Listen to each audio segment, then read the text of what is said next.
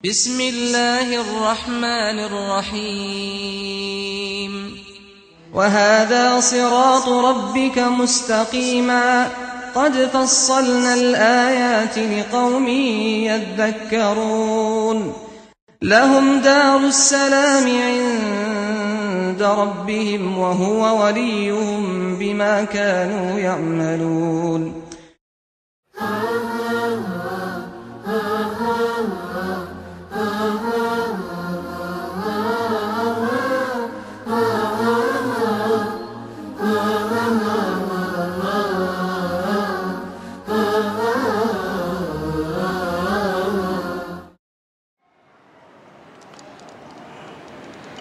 Bismillahirrahmanirrahim.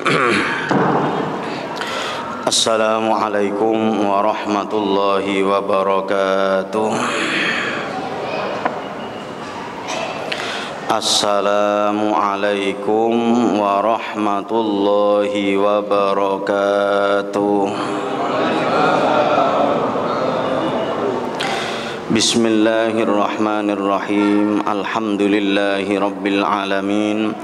Wassalatu wassalamu ala ashrafil anbiya'i wal mursalin Nabiyyina Muhammadin wa ala alihi wa ashabihi wat tabi'in wa man tabi'ahum bi ihsanin ila yaumiddin. Subhanaka la ilma lana illa ma 'allamtana innaka antal alimul hakim. Qala rabbi shrah li sadri wa yassir li amri wahlul 'uqdatam min lisani yafqahu qawli. Amin ya rabbal alamin. Hadirin yang mulia, Bapak Ibu sekalian yang dirahmati Allah. Rawal Imamul Bukhari wa Muslim bisanadihima an Aisyata radhiyallahu anha qalat khusifatis syamsu fi hayatin nabiyyi sallallahu alaihi wasallam fa kharaja Rasulullah sallallahu alaihi wasallam ilal masjidi fa qama fa kabbara wa saffan nasa wara'ahu faqtara'a qira'atan tawilatan thumma kabbara faraka'a ruku'an tawilan huwa adna minal qira'atil ula al hadis. Bapak Ibu sekalian sudah pegang fotokopinya biar cepat nanti untuk menjelaskannya.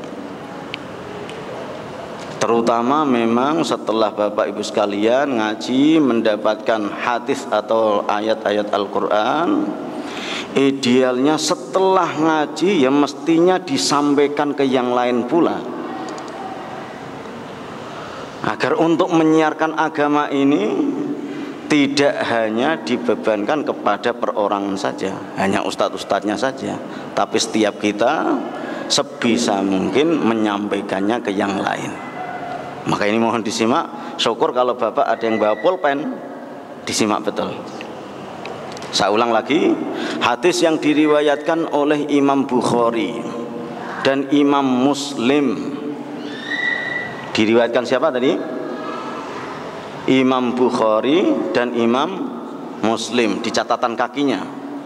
Melalui sanadnya dari Aisyah radhiyallahu anha menyatakan khusifat, digerhanakan. Nah ini biar tidak mengulang hadisnya, langsung di syarah dan penjelasannya di halaman 2. Jadi hadis kompletnya ada di halaman 1, biar tidak terlalu ngulang, maka langsung kita lihat di halaman 2-nya. Kita kaji lafal per lafal. Tadi disebutkan khusifat, telah digerhanakan, atau dalam terjemahnya ya telah terjadi gerhana. Apa yang digerhanakan? asyamsu, matahari.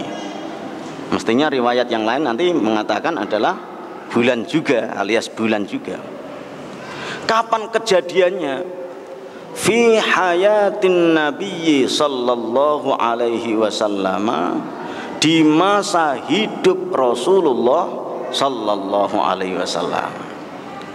Saya ulang, dulu di masa hidup Rasulullah sallallahu alaihi wasallam pernah terjadi gerhana.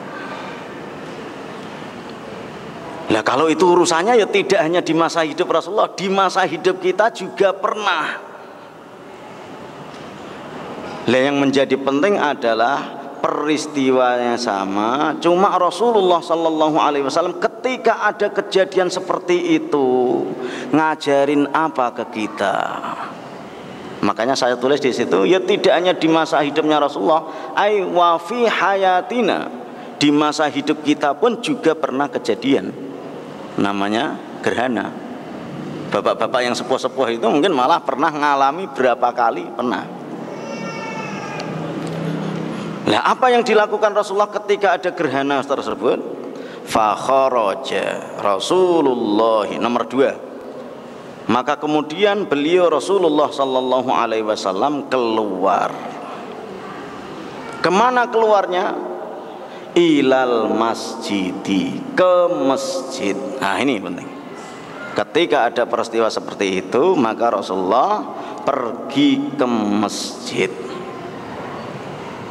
Mestinya ya tidak hanya Rasulullah sallallahu alaihi wasallam saja, tapi juga, maka saya tulis di bawahnya, wa man kana yarjullah. Mestinya juga mereka-mereka yang ingin mengharapkan ridha Allah juga mestinya mengamalkan sebagaimana teladan baik Rasulullah. Karena memang Rasulullah SAW itu laqad kana lakum fi rasulillahi uswatun hasanah. Sungguh ada pada diri Rasulullah sallallahu alaihi wasallam sebuah keteladanan yang baik.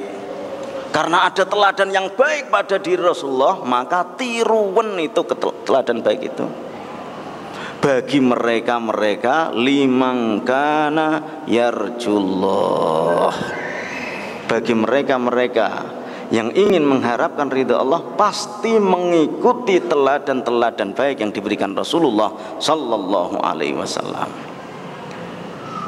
Wal yaumal akhirah, dan mengharapkan pahala akhirat. Lah bagaimana dengan orang yang tidak punya harapan akhirat dan ridha Allah? Nah, saya tulis di sini. Wa kaifa biman la, maksudnya adalah bagaimana dengan orang yang tidak mengharapkan ridha Allah sehingga tidak mau nyontoh keteladanan baik Rasulullah? Ya macam-macam. Kita lihat aja. Ketika ada peristiwa gerhana, ya macam-macam yang dilakukan orang. Nah, hadirin yang mulia, sebelum itu ya saya lupa tadi itu. Tema ini saya hadirkan karena kalau dilihat kalender terutama pijakan saya adalah kalender dalam hitungan kalender Menara Kudus, itu disebutkan akan terjadi gerhana bulan hari Kamis malam Jumat tanggal 26 bulan April 2013. Mohon dicatat. Nah, ini kan harus ada bimbingan Rasulullah sallallahu alaihi wasallam. Makanya jauh-jauh hari kita ini kenalkan biar ada kesempatan untuk menyampaikan ke yang lain. Makanya nanti di rumahnya mohon dilingkari nanti 26 April bulan depan ini, tanggal 26. Karena ada kepentingan sunnah Nabi yang harus dihidupkan oleh kita-kita. Jangan sampai sunnah-sunnah Nabi di akhir zaman lenyap. Orang-orang yang soleh-soleh ahli masjid aja ada enggak doyan sunnah Nabi, apalagi orang jalanan. Maka sunnah-sunnah seperti ini yang harus kita hidupkan di tengah-tengah umat kita. Saya teruskan. Coba kita lihat orang-orang yang tidak punya harapan akhirat, tidak doyan sunnah, maka bisa jadi yang dilakukan tidak keluar ke masjid. Keluar kemana? Bisa jadi ilal bahri, ke pantai. Banyak di antara orang-orang yang tidak ada orientasi akhiratnya, orientasi hidupnya cuma seneng-seneng aja. Termasuk ketika ada gerhana, ya dibuat hiburan aja dia. Wah, besok ada gerhana, yuk ke pantai yuk, hiburan. Bawa teh, bawa kasur, dilihat-lihat, oh bagus, oh indah, ngajak keluarganya. Bawa kompor, masak-masak di pantai. Karena memang di sininya isinya cuma seneng-seneng aja, isinya cuma hiburan. Lah orang mukmin ya hiburan ya monggo, tapi sunnah-sunnah Nabi juga harus diamalkan agar dapat ridho Allah dan balasan akhiratnya. Makanya ini fenomena orang-orang di dunia ini, ilal bahri atau ilal jibali, ke gunung untuk nengok lebih dekat. Bagi yang ilmuwan sedikit, bawa teropong dia, dikekar-keker gini. Oh, bulannya kok beda dengan 100 tahun sebelumnya ya. Kalau 100 tahun sebelumnya kok masih jernihnya, sekarang kok sudah redup ya. Ini pengaruh panas global ini, karena saking banyaknya polusi ini. Ya, macam-macam analisanya ditulis. Ketika sekian menit sudah berubah berapa derajat, macam-macam. Ya semuanya boleh dilakukan asalkan tidak meninggalkan sunnah-sunnah yang diberikan Rasulullah Sallallahu Alaihi Wasallam. Ada juga fenomenanya ini, kalau saya tulis wafi jahiliyati India.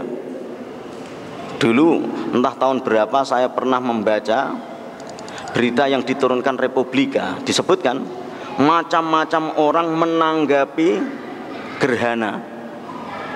Kalau di pedalaman India ada tokoh agamanya yang menghimbau dari kuilnya, kuil itu tempat ibadah, menghimbau kepada pengikut-pengikutnya agar diam di rumah, menutup rapat-rapat pintu dan jendela rumahnya.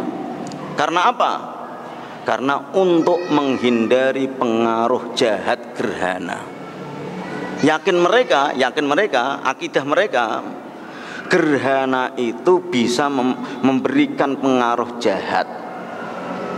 Orang hamil keluar rumah pas gerhana, nanti keguguran loh. Macam-macam. Orang mau buka toko pas gerhana, kok nekat juga, nanti bangkrut loh. Akidah mereka tertanam begitu. Di pedalaman India entah sekarang. Macam-macam. Pegawai yang mau ngantor juga gitu, jangan keluar, minta cuti. Nanti tahun nekat, kamu dimutasi loh nanti. Bisa jadi kepecat loh nanti kamu. Pengaruh jahatnya bisa sampai begitunya.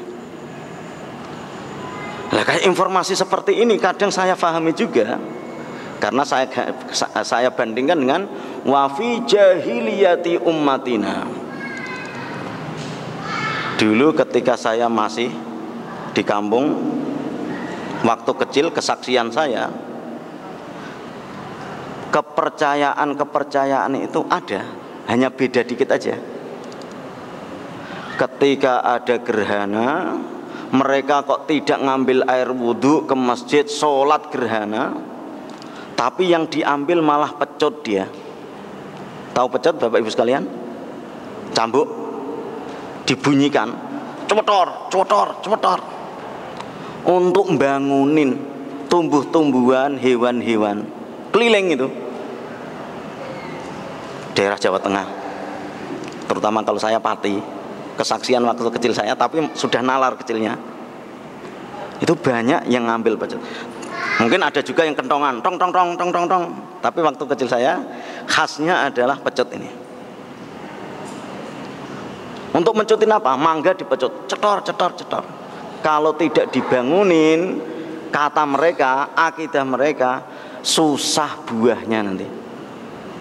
kalaupun berbuah tidak sebagaimana sebelumnya. Nah, pengaruh jahatnya gerhana. Jahiliyah ini.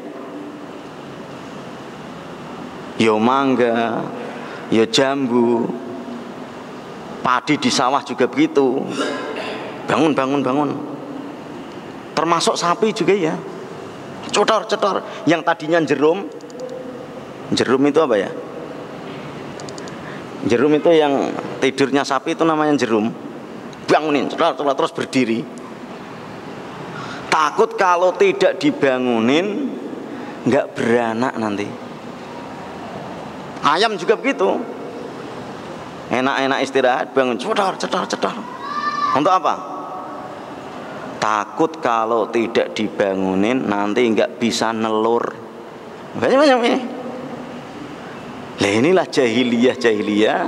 Walaupun tidak di masa Rasulullah SAW, tapi kalau tidak mendapatkan bimbingan sunnah Rasulullah SAW, begitu kejadiannya. Atau yang agak apes adalah kalau tidak ada bimbingan Rasulullah SAW, walaupun nggak mencot gini, tidak mau keluar, diam di rumah aja. Ya nggak nyunah juga. Ya apa enggak? Oh, pada diam ini. Ya apa enggak? Iya. Kalau tidak punya semangat untuk menghidupkan sunnah Rasulullah SAW, ya tidak khoroja, di rumah aja. Lah kalau kepengen nyunah, ya harus khoroja, keluar. Kemana keluarnya? Ke masjid. Terus nomor 3, terusan hadisnya, untuk apa ke masjid segala? Faqama fakabbara, untuk mendirikan sholat. Artinya mendirikan sholat ai lis sholati, untuk sholat. Saya kasih terangan, la lin naumi, tidak untuk tidur. Nah, repot ini. Karena di rumahnya nggak ada kipas, ke masjid ada kipas gratis, nggak usah bayar listrik. Repot juga ini. Atau kalau kita kaitkan dengan bencana-bencana alam, ini fenomena umat kita. Tidak lama ya, di negara kita misalnya ada gempa bumi. Dulu di Jawa Barat, ya kemarin ya. Terus di Yogyakarta, terus di Padang dan sebagainya. Atau ada banjir, mereka pada ke masjid. Ngapain? Ngungsi. Karena punya asumsi kalau sudah ke masjid maka gempa nggak berani dia. Oh, gitu dia. Kalau sudah ke masjid, banjir nggak berani nyerang dia karena rumah Allah katanya. Makanya ke masjidnya ya bawanya bantal sama selimut, karena lebih nyenyak. Repot ini. Jadi kalau ada gempa, berangkat ke masjid, tapi untuk menyelamatkan diri. Nganggapnya bahwa gempa nggak berani masjid. Jadi kalau ada banjir, yang lain-lain diterjang, masjid dilewatin, enggak bisa. Hukum sunnatullah berjalan juga. Masjid nggak masjid, kalau ada tempat yang lebih rendah ya diterjang juga. Makanya ini saya tegaskan bahwa faqo ke masjidnya adalah dalam rangka untuk melaksanakan sholat, apa yang disebut dengan sholat gerhana. Nomor 4, wasoffan nasa wara'ahu. Dan Rasulullah SAW selain keluar ke masjid juga wasoffa, sof, karena ini bentuknya adalah bentuk fi'il, dan beliau membariskan. Maksudnya membariskan, mengerahkan, diajak-ajak dikerahkan. Ini tipenya orang baik begitu. Orang baik itu kalau ada kebajikan tidak nyelonong sendiri, tapi ngajak-ngajak yang lain, peduli dengan yang lainnya. Dakwah biar agama ini berkembang. Ini menjadi pelajaran bagi kita juga. Mau jamaah, keluarganya ditengok, jamaah, mantunya disamperi, istrinya dibangunin, anak-anaknya kalau bisa diajak. Orang baik. Wasoffan nasa wara'ahu. Halaman 3. Makanya dari hadis itu ada beberapa pelajaran. Maknanya adalah annal imama yad'ul ummata ilal khairi. Artinya bahwa seorang imam harus ngajak umatnya untuk berbuat kebajikan, sebagaimana Rasulullah ngajak sahabat-sahabatnya. Imam masjid kita ada sunnah-sunnah seperti ini, ya dihimbau. Bisa jadi pasang iklan, pengumuman. Nanti insya Allah waktu dekat akan ada berita astronomi misalnya, ada itu insya Allah. Diajak imam-imam masjid, bahkan kalau diteruskan ketua RT semacam juga. Syukur kalau seandainya ketua RT kita ahli masjid, wah, menghimbau pada warganya agar ketika ada sunnah-sunnah Rasulullah SAW itu ditegakkan. Nah ini kalau betul-betul sungguh-sungguh istiqomah, kedengaran RW-nya niru juga malah bagus. Dari RW kok itu sunnah Nabi kok ditegakkan, lurah juga dengar, bagus juga. Dari lurah kesekian lurah menegakkan sunnah Nabi sholat kusuf, kedengaran ke istana, malah gini juga. Ya Pak? Sehingga Pak Presiden bikin surat edaran instruksi kepada semua kaum muslimin, karena ada gerhana, sementara sunnah-sunnah Rasulullah yang diajarkan adalah untuk melaksanakan sholat kusuf, maka semua kabinet-kabinet saya minta untuk melaksanakan sholat gerhana. Ini kalau seandainya kepengen menghidupkan sunnah Nabi, wasaffan nasa wara'ah, karena tingkat sunnahnya itu tinggi ini. Makanya kalau kita lihat di kitab fikih-fikihnya, di kitab-kitab fikihnya disebutkan wattafaqal ulama ala anna sholata likusufis syamsi, dan juga mestinya ada wal qamari sunnatun muakkadatun. Jadi Rasulullah SAW tadi itu melaksanakan ke masjid dan ngajak-ngajak para sahabat, berarti tingkat kesunahannya tinggi. Maka disebutkan dalam hukum fikihnya sunnah muakkadah, sunnah yang sangat dikuatkan. Ya kalau dilihat dari hukumnya dijajarkan ya sejajar dengan sholat Idul Fitri, sholat Idul Adha. Cuma sayang-sayangnya tanggapan umat terhadap sholat ini masih rendah. Maka perlu kita hidupkan. Apalagi masjid yang sebesar ini, jamaahnya banyak, harus meneladani biar nanti ditiru-tiru masjid-masjid yang lain. Mestinya ya tadi ini sunnatun muakkadatun. Kalau sunnah muakkadah mestinya di level sholat hari raya. Cuma kalau sholat hari raya antusiasnya umat sedemikian rupa, ya benar. Sholat tarawih antusiasnya sedemikian rupa, sampai DKM menjadwal, mengagendakan, kan ada jadwalnya itu, tanggal 1 imam dan penceramahnya ini. Bahkan kalau sholat Idul Fitri atau sholat hari raya jauh-jauh hari, di beberapa sudut jalan sudah apa ini namanya, panduk. Nah, kalau seandainya ke belakang ini zaman-zaman kita, sunnah-sunnah Rasulullah SAW dihidupkan kembali, gini, ini di sudut-sudut jalan. Biar jangan sampai di sudut-sudut jalan itu cuma promosi rumah aja, dijual rumah, apa itu, tipe berapa, harga berapa, tidak hanya itu aja, keuntungan akhirat harus dipasarkan juga. Nah kita kalau memasarkan rumah aja dapat upah ya dari pengembangnya, ya benar. Wah kalau kita promosikan ibadah, promosikan sunnah Rasulullah SAW, akhiratnya mestinya sangat dapat juga. Man sanna sunnatan hasanatan.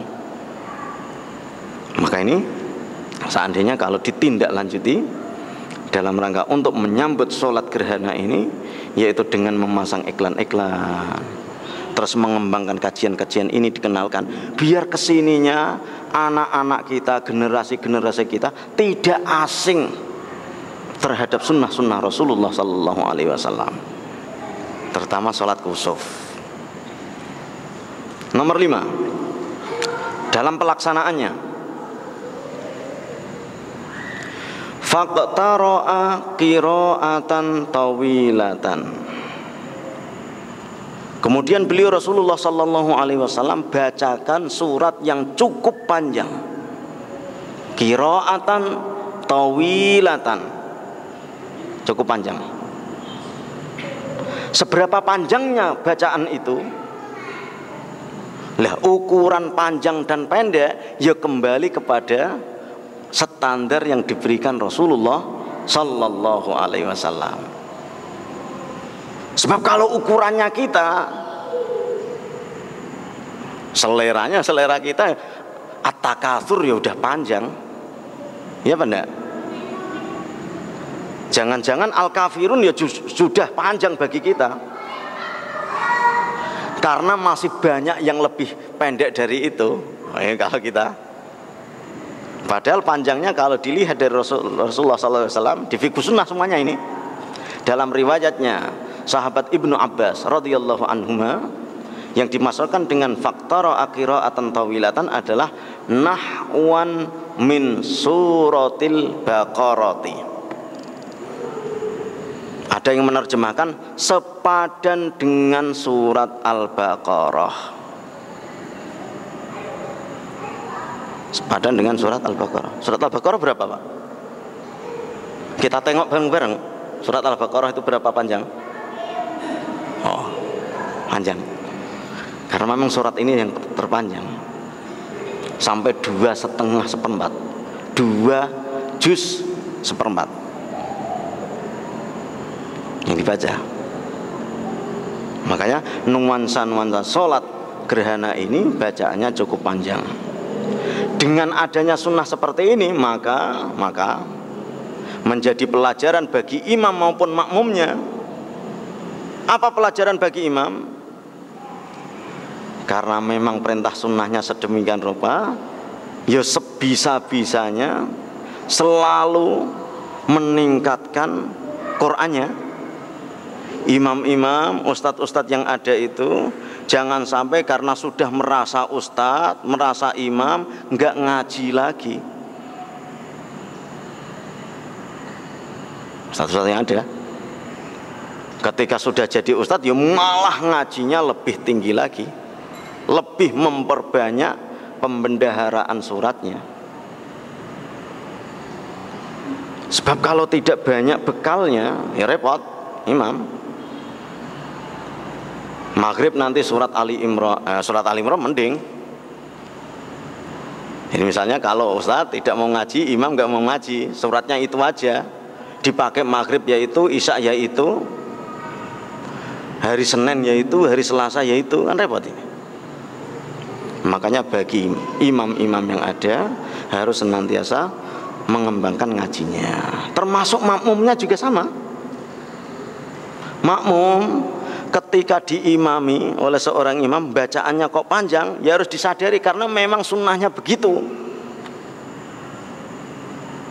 Jangan sampai imam baru baca satu ayat sudah dibatuin. Jangan.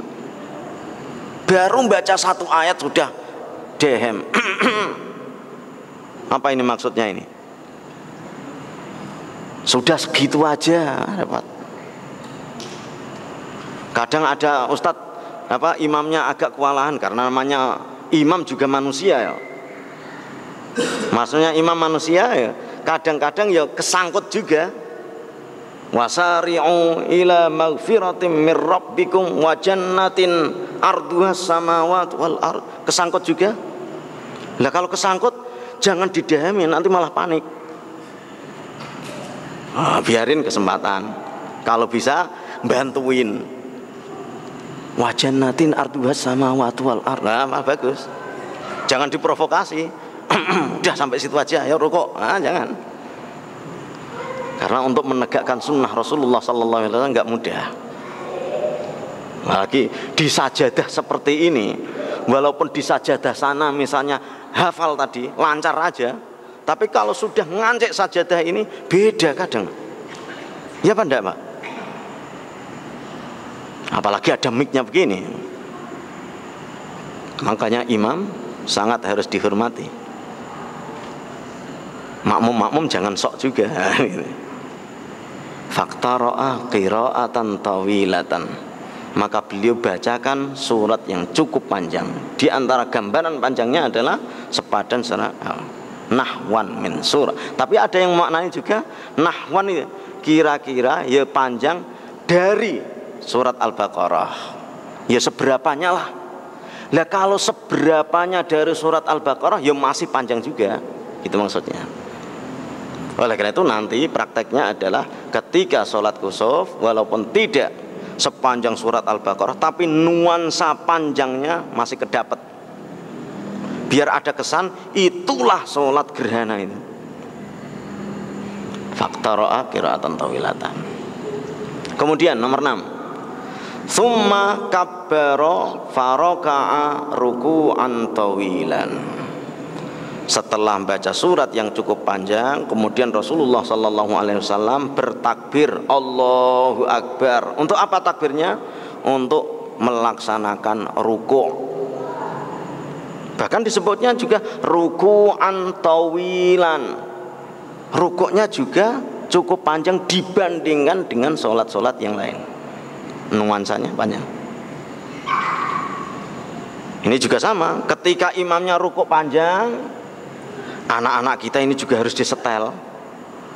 Imamnya masih rukuk gini, udah tadi itu ya, sudah anak-anak kecil malah ngajarin, imamnya masih rukuk malah sami Allahu liman hamidah.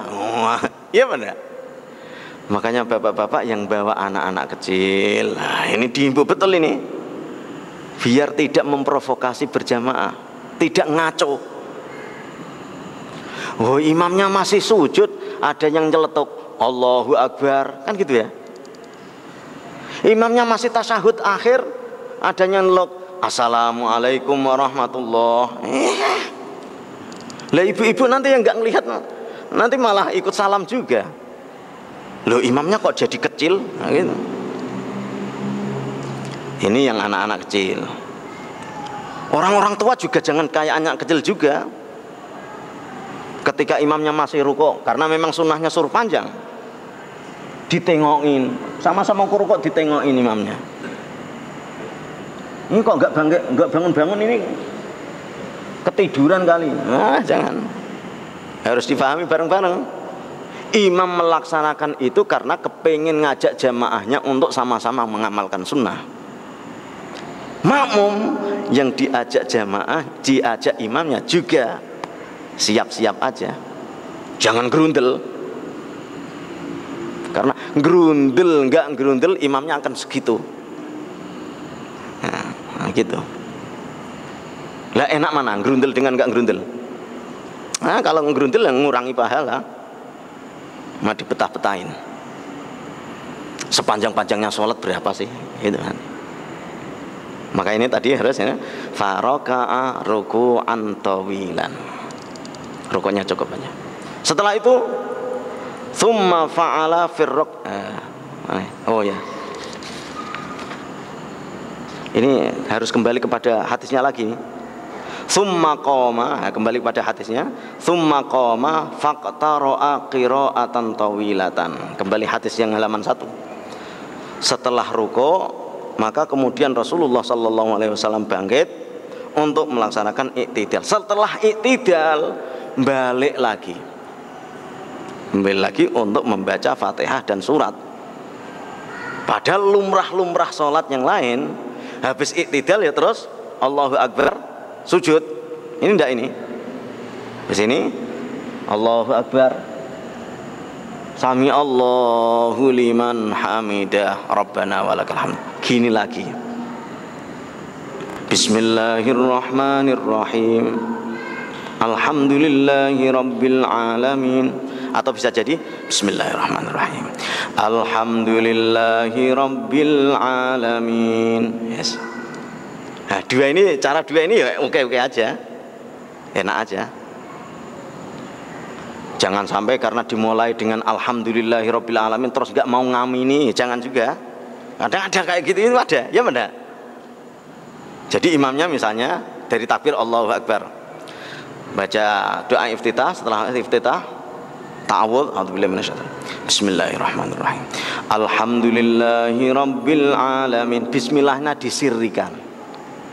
Sebagian makmum biasanya karena geng-gengan, wah imamnya kok gitu. Setelah waladhdallin enggak mau ngamini, banyak juga.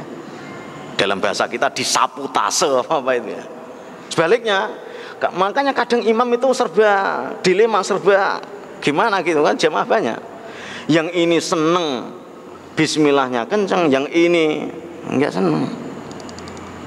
Ya kayak gitu-gitu, makmumnya udah terima beres saja, imam mau ngapain udah. Karena memang sudah terseleksi, enggak sembarangan yang maju. Nah ini saya ulang lagi, setelah i'tidal gini lagi.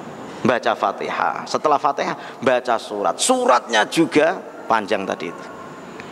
Makanya di hadisnya kan gitu bilangnya. Apa tadi? Mana ya teh? Iya. Faqtara'a qira'atan tawilatan. Cuma sepanjang-panjangnya bacaan yang kedua ini, hiya adna minal qira'atil ula. Tapi sepanjang-panjang kedua masih kalah dengan bacaan yang pertama tadi itu. Terus halaman 4 biar nanti pas isaknya. Tsumma qama fa khataban nasa. Tadi tata caranya sudah mudah ya. Allahu Akbar, iftitah, ta'awudz, baca Fatihah. Setelah Fatihah surat yang cukup panjang. Setelah itu terus rukuk Allahu Akbar. Setelah rukuk i'tidal, sami Allahu liman hamidah, Rabbana walakal. Balik lagi. Baca Fatihah lagi, rukuk lagi, i'tidal lagi, baru menuju sujud. Rakaat yang kedua juga begitu. Nomor 7. Tsumma qama fa khataban nasa. Kemudian Rasulullah sallallahu alaihi wasallam setelah kelar salat berdiri untuk menyampaikan khutbah. Jadi kalau salat gerhana, salat dulu baru khutbah. Kalau salat Jumat, khutbah dulu baru sholat. Ada khutbahnya. Isi khutbahnya apa? Fa'athna 'alallahi bima huwa ahluh. Ya, standar. Athna itu memuji, memuji ya artinya innal hamdalillah nahmaduhu wa nasta'inuhu wa nastaghfiruh. Ya standar ini. Kemudian nanti wasiat takwa, baca Al-Qur'an, terus berdoa untuk orang-orang mukmin. Tapi ada nuansa khususnya, yaitu yang dibaca Rasulullah sallallahu alaihi wasallam, innasyamsa wal qamara ayatani min ayatillah. Bahwa sesungguhnya matahari dan bulan itu termasuk tanda-tanda kebesaran Allah. Tidak kok ngualatin orang kayak tadi. Ini kan merombak persepsi orang-orang jahiliyah tadi itu. Tadi dikatakan kalau ada gerhana nanti ada pengaruh jahatnya, kualat, ngualatin orang. Kualat tahu ya istilah kualat ya? Lah ini dirombak, ndak ada kualat-kualatan. Matahari dan bulan itu termasuk bagian tanda kebesaran Allah. Makhluknya aja udah besarnya begitu. Besar tidak anu ya? Tidak hanya besar wujudnya, manfaatnya juga. Kita harus nyadari matahari seandainya gerhananya 3 jam puadam semuanya ya jam. Listrik yang dinyalakan berapa ini? Seluruh Indonesia banyak Pak ya? Berapa watt itu?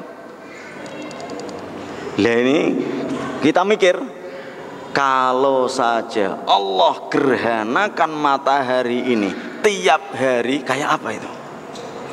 Oh ini harus sadar. Alhamdulillah Allah kasih terbit matahari sehingga bisa ngurangin bayar listrik. Oh diantaranya ini. Padahal manfaatnya matahari tidak hanya untuk sinar aja, cahaya aja. Tumbuh-tumbuhan itu bisa buah, diantaranya juga matahari. Alhamdulillah atas jasa ini yang Allah anugerahkan matahari. Untung alhamdulillah Allah gerhanakan cuma beberapa saat aja. Dan jarang-jarang, setahunnya cuma sekali, bahkan 2 tahun muncul sekali. Ya kalau tiap hari gimana? Makanya ini tadi disebutkan inna syamsa wal qamara ayatani min ayatillah. Yang terakhir nomor 9. Wa yustahabbu fihi, dan disunnahkan di dalam peristiwa gerhana ini, ternyata tidak hanya sholat yang sunnah muakkadah saat tadi itu, tapi selain itu juga ayyuk siro zikrallahi, untuk memperbanyak zikir kepada Allah. Memperbanyak zikir, banyak baca Quran dituntasin, banyak-banyakin. Ini kadang kita ya repot ya, kalau hawa nafsunya banyak. Baca Quran, baru baca 1 ayat ini udah pedes. Iya. Kalau kesadaran akhiratnya masih rendah. Baca Quran baru 1 halaman sudah ditengok. Kapan nih kelarnya jus ini? Tengok-tengok. Tidak kok ditelateni, kalau telaten nyampe sendiri ya nanti. Enggak. Dia baru baca 1 ayat, baru baca 1 halaman udah ditengok-tengok. Nah, pengen cepat kelarnya.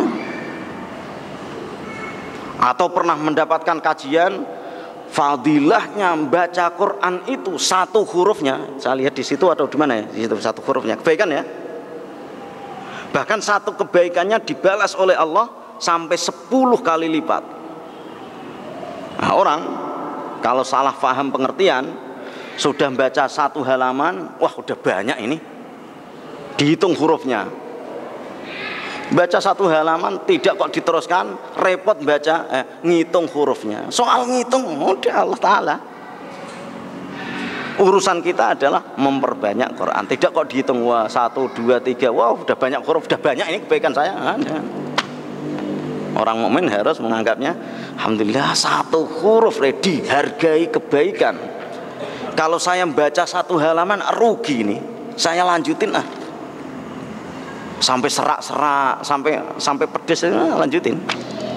Nah ini kalau orang yang sangat haus akan kebajikan, haus akan keuntungan akhirat, manfaatnya untuk akhirat.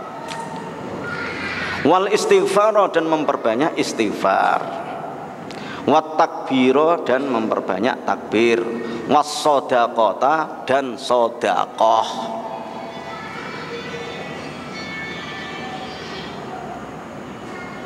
Dan disunahkan untuk sodakoh.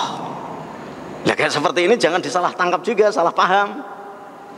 Wah mau sodakoh belum gerhana, kan itu ya. Ini kadang-kadang karena dalilnya kan di situ. Nah, dalilnya nih, fa idza ra'aitum, maka tatkala kalian melihat zalika, peristiwa gerhana tadi, fad'ullaha, maka berdoalah kepada Allah.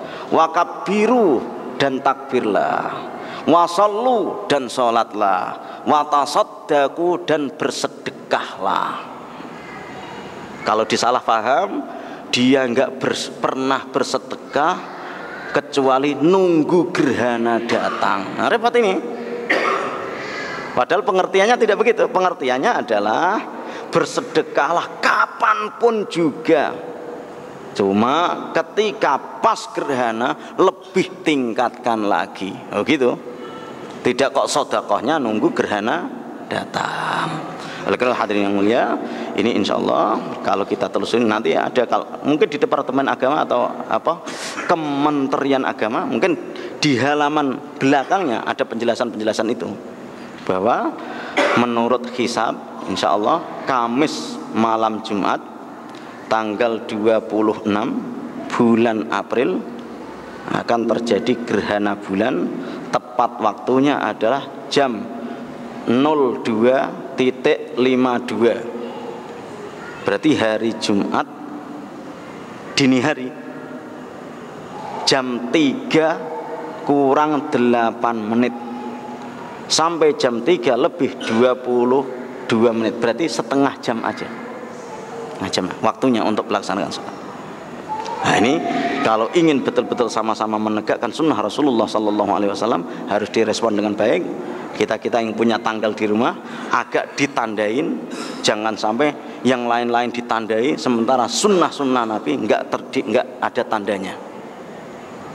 Bayar angsuran ditandai, ganti oli kendaraan ditandai, cuti ditandai, liburan ditandai, hajatan apa nikah tandai, semuanya tandai, sunnah Nabi dibiarin. Oleh karena itu kita ini di akhir-akhir zaman atau generasi kita agar sunnah seperti ini masih dikenal di tengah-tengah umat kita. Semoga ini bermanfaat. Sudah Isya apa belum ini? Udah ya? Biasanya ada sesi tanya jawab. Cukup? Kalau cukup, semoga kita diberikan kekuatan lahir dan batin oleh Allah Subhanahu wa taala sehingga sunnah Rasulullah sallallahu alaihi wasallam masih sangat terus digemari oleh umatnya, sehingga kapanpun zamannya tetap sunnah Rasulullah sallallahu alaihi wasallam akan tetap hidup terus di tengah-tengah umat kita. Kita tutup dengan doa kafaratul majelis. Subhanakallahumma wa bihamdika asyhadu an la ilaha illa anta astaghfiruka wa atubu ilaik. Mohon maaf atas segala kekurangan. Wassalamualaikum warahmatullahi wabarakatuh.